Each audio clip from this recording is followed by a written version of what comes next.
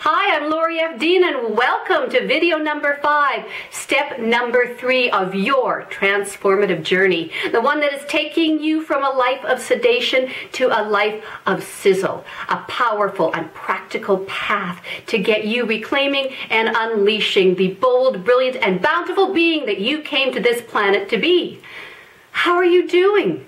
Oh, I am so proud of you. Congratulations for all of the work you've done, everything you are giving, and for playing all out. You are going deep, and I commend you for doing the work. It will pay off, guaranteed. Before we get into step number 3, which is concede, I want to talk a little bit about what we covered in the last video, which was clarify. Clarifying who you are.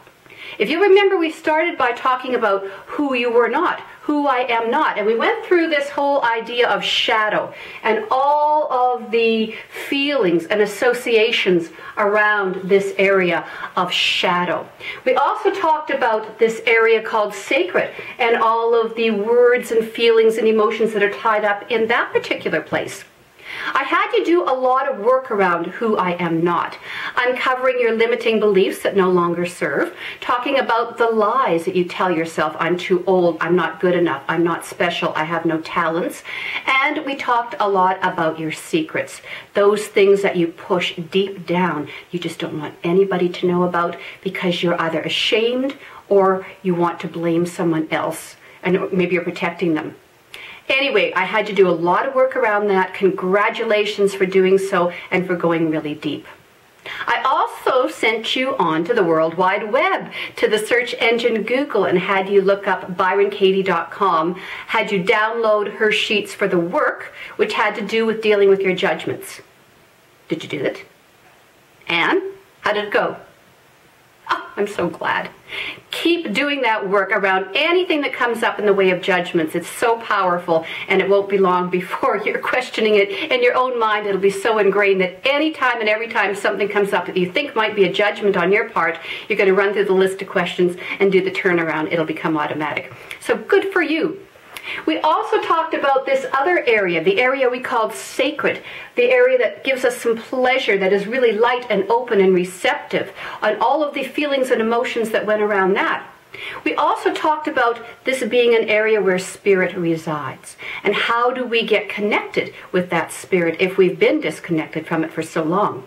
I talked about the art of meditation, and I encouraged you again to Google it, to go online and find out some different meditation practices and try them on. See which one fits for you. I encouraged you to check in your neighborhood. Perhaps there are meditative classes, or perhaps you know someone who does meditation who could give you some recommendations, not tell you what to do, but give you some recommendations. I also talked about spiritual readings and also some audio or video around spiritual topics. I talked about Dr. Wayne Dyer. I talked about Eckhart Tolle and the power of now. And I hope you've investigated those authors and more further, and I hope you have picked up at least one spiritual book or self-help book. Don't worry about whatever you label it, just a book that's going to get you thinking along the lines of spirit, along the lines of being infused with the essence that you have in you. You just need to bring to the surface and have it impact everything that you're doing in your life. Okay? And then I pulled a fast one on you, didn't I? After I made you do all that work and say, this is who I am not, I told you that the part of you, the shadow part, the part you work so hard on to say, this is not me, is actually part of you as well. And I jacked you out, and I got you confused, and maybe I even got you angry. But my point was that I was trying to make there was that the shadow, the aspect of us that we call dark and negative, is very much a part of who we are and brought us to the point that we are today. And I highly encouraged you to look along the lines of that shadow and that darkness being a gift, and thanking it and loving it and embracing it, and not trying to eliminate it from your life at all. You don't necessarily have to go there and use it anymore, but you can put it away in your pocket and know that it's still part of you, because it will. Every chance it gets, the ego or the shadow is going to try and take over. That's what it does. That's its purpose, is to be in control. If you recognize that it's going to happen, you're prepared to deal with it. And you can lovingly thank it and bless it, but tell it, go back to sleep. I don't need you anymore. Thank you for getting me here. I don't need you anymore. But you will never, ever, ever get rid of it totally. Can't be done. The challenge along our path, along our transformative journey, is to take the sacred self and to take the shadow self, bring them to a middle point, and walk along that in a path, on a path of power. And that's what we're doing here today. As we go along this path of power, I mentioned the shadow's going to crop up, the ego's going to start chattering away, all the negative self-talk, all of the unhealthy actions, behaviors, emotions are going to try and creep back in your life. This is where you need to be strong. This is where your foundation needs to be firm. How are you going to get there?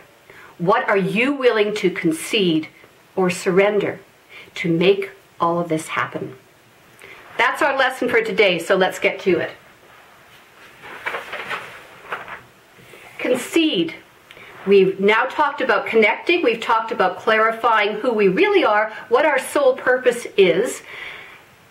Now we're going to talk about concede. And as I mentioned, what are you willing to surrender? What limiting beliefs, what habits, what thoughts are you willing to concede, to give up, in order to get back to who you are meant to be? And here's our little soul purpose pyramid. And I want you to look at this question carefully. And again, bring out your journal, bring out your diary, and start answering this in as much detail as you can. What are you willing to surrender on the physical plane, in terms of your body, in terms of money, in terms of relationships? If you are broke in your bank and your belief is money doesn't come easy, I am not a creator of money, money is the root of all evil, money is for other people, not me, I question that, and I challenge you to question it too. Is that something you're willing to surrender, that particular belief? And what about in your body? What are you willing to give up to get the body that you want? Not the body you think you should have, but the healthy body that you want for your age and for your particular soul purpose. And when it comes to relationships, what are you willing to surrender there? Have you had a chance to look at the relationships in your life? Are there any that you consider toxic? Which ones? What does that mean to you? Are you willing to give up a relationship that is not healthy, that is not helpful, that is not beneficial to this new path that you are on? Yeah, that's painful. It could hurt. It could be someone you've been involved with for a very, very long time. And it could be scary to confront that person. Are you willing to do that? Are you strong enough to do that? What is going to help you if you make that decision? What if your decision is not to stay in your marriage anymore? Are you willing to surrender your marriage for you? What if your decision is to stay in your marriage but work harder with your spouse, with your partner, to make it a different kind of marriage? As the transition from being parents, of hands-on parents, to the children has come and gone, and you are now just the two of you on your own, are you willing, and is he willing, to work out a new path together? These are questions that only you can answer, and I'm sure this is stirring up all kinds of other questions that you might want to consider too. So you need to think about what can you and what are you willing to give up in order to get to living your soul purpose. In the area of mind, now I mentioned that already, limiting beliefs. What are those? What are you going to let go from that area? What are you going to let go in terms of your judgments? What are you going to let go in terms of your point of view, your perspective, your thoughts? Are you willing to let those go? Spirit. Your whole concept of what is spirit. whether it's based in a religious foundation that you were raised in, or whether it's based on second, third, fourth-hand information, or whether it's based on practical experiences that you had. Are you willing to destroy and uncreate everything, right, wrong, good, or bad, around the area of spirit? To be open, to be receptive, and open-minded and open-hearted to whatever else comes your way in that area. What are you willing to give up?